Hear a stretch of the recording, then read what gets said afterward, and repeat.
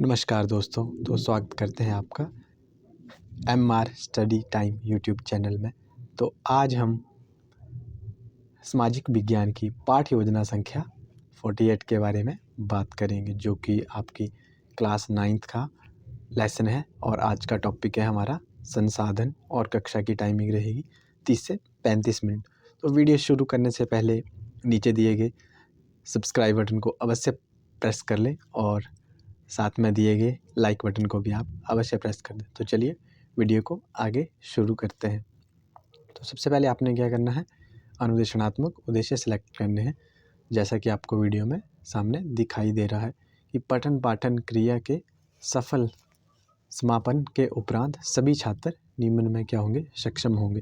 पहला है संसाधनों के अर्थ को समझने में, दूसरा है संसाधन के प्रकारों को सूचीबद्ध करने में, तीसरा है नवीकरणीय संसाधन की व्याख्या करने में, चौथा है मानव निर्मित व प्राकृतिक संसाधनों में अंतर स्पष्ट करने में, और पांचवा है आपका संसाधनों का मानव जीवन में विश्लेषण करने में। उसके बाद आपने क्या करना है, शिक्षण सहायक सामग्री का प्रयोग करना है। जैसे कि वीडियो में आपको सामने दिखाई दे रहा है, उसी प्रकार से आप भी शिक्षण सहायक सामग्री का प्रयोग कर सकते हो। सबसे पहले है सामान्य शिक्षण सहायक सामग्री, जिसमें चौक बोर्ड, संकेतक, झाड़न इत्यादि का प्रयोग किया जाता है। उसके बाद है आपका विशिष्ट शिक्षण सहायक सामग्री, जिसमें चार्ट या फ्लैश कार्ड इत्यादि का आप प्रयोग कर सकते हैं। शिक्षण सहायक सामग्री का प्रयोग करने के बाद आपने क्या करना है, बच्चों की पीके टेस्टिंग करनी है, यानी पूर्व ज्ञान परीक्षण। तो जैसा कि आपको वीडियो में सामने दिखाई दे रहा है, तो आप उसी प्रकार से बच्चों से कुछ प्रश्न पूछ सकते हो, यानी उनका पूर्व ज्ञान परीक्षण कर सकते हो। तो इसमें सबसे पहला प्रश्न है कि छात्रों, हमें प्रकृति से क्या प्राप्त होता है। बच्चे बोलते हैं जल, खनिज, लकड़ी इत्यादि। फिर आप बच्चों से दोबारा प्रश्न पूछते हो कि लकड़ी से क्या बनाया जा सकता है। बच्चे उत्तर देते हैं कुर्सी, मेज और दरवाजे आदि। कुर्सी किस प्रकार का संसाधन है, तो क्या है, असंतोषजनक उत्तर। जैसे ही असंतोषजनक उत्तर मिलता है, उसके बाद क्या करना है, आपने अपने टॉपिक की उद्घोषणा करनी है कि अंतिम प्रश्न का असंतोषजनक उत्तर मिलने पर छात्र अध्यापक अपने उपविषय की उद्घोषणा करते हुए कहेगा कि छात्रों, आज हम संसाधन उपविषय का विस्तार पूर्वक क्या करेंगे, अध्ययन करेंगे। उसके बाद क्या है, प्रस्तुतिकरण है कि प्रोत्साहन। प्रस्तुतिकरण में अपने क्या है, 4 पॉइंट है, शिक्षण बिंदु, छात्र अध्यापक क्रियाकलाप, छात्र क्रियाकलाप और चौकबोर्ड कार्य। तो शिक्षण बिंदु में आप क्या कर सकते हो, जो भी आप बच्चों को पढ़ाने जा रहे हो उसके प्रति उन्हें प्रेरित कर सकते हो, यानी प्रोत्साहन लिखना है आपने शिक्षण बिंदु में। उसके बाद आपने बच्चों को उस टॉपिक के बारे में कुछ महत्वपूर्ण बातों, यानी ये क्यों ज़रूरी है, उसके बारे में बताना है। और बच्चों की क्या क्रिया होगी कि सभी छात्र क्या करेंगे, ध्यानपूर्वक सुनेंगे। तो आप सामने जो आपको दिखाई दे रहा है, आप उसी तरीके से लेसन प्लान बना के बच्चों को समझा सकते हो। तो चलिए आगे चलते हैं। तो उसके बाद आपने क्या करना है, जो भी आज का आपका प्रोत्साहन लिखने के बाद आपने क्या करना है, जो भी आज का आपका टॉपिक है यानी उपविषय है, उसको शिक्षण बिंदु में लिखना है संसाधन। और छात्र अध्यापक क्रियाकलाप में आपने लिखना है कि हमारे पर्यावरण में उपलब्ध हर वो वस्तु साधन कहलाती है, जो क्या करती है। फिर क्या करना है, आपने सभी छात्रों को क्या करना है, ध्यान केंद्रित करना है कहाँ पे, चौक बोर्ड की ओर, उपविषय की ओर। और ब्लैक बोर्ड पे आपने संसाधन लिखना है कि जिसका इस्तेमाल हम क्या करते हैं, अपनी आवश्यकताओं की पूर्ति के लिए कर सकते हैं, जिससे बनाने के लिए हमारे पास प्रौद्योगिकी है। प्रौद्योगिकी का मतलब क्या होता है कि जैसे संसाधन क्या होते हैं कि जिनसे हमारी लाइफ क्या होती है, आसान बनती है। तो इस तरीके से आप बच्चों को जो भी बुक में लिखा है वो थोड़ा सा बता के, और साथ में अपने एक्सपीरियंस भी उनके साथ शेयर कर सकते हो। तो चलिए आगे चलते हैं। उसके बाद आपने संसाधनों के बारे में बच्चों को विस्तार पूर्वक बताना है। उसके बाद जो आपका अगला शिक्षण बिंदु होगा वो होगा संसाधनों के प्रकार। संसाधनों के 2 प्रकार हैं, मानव निर्मित और प्राकृतिक संसाधन। तो इसे आप शिक्षण सहायक सामग्री की सहायता से भी समझा सकते हो। और बच्चे क्या करेंगे, सभी छात्र शिक्षण सहायक सामग्री की ओर क्या करेंगे, देखेंगे।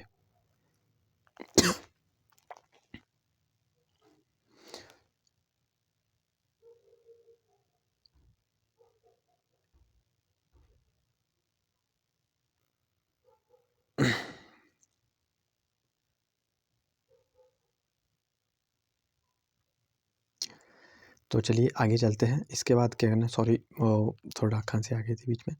उसके बाद आप इस तरीके से बच्चों को लेसन प्लान समझा सकते हो, जैसा कि आपको सामने दिखाई दे रहा है।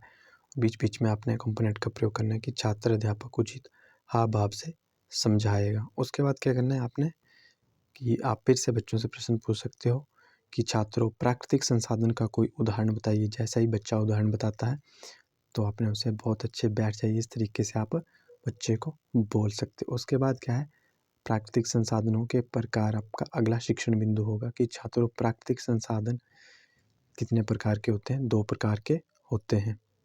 या प्राकृतिक संज्ञा धन, ये क्या है, 2 प्रकार के हैं। तो जैसे सामने दिखाई दे रहा है इस प्रकार से, एक नवीकरणीय संसाधन है और एक दूसरे अनवीकरणीय संसाधन है।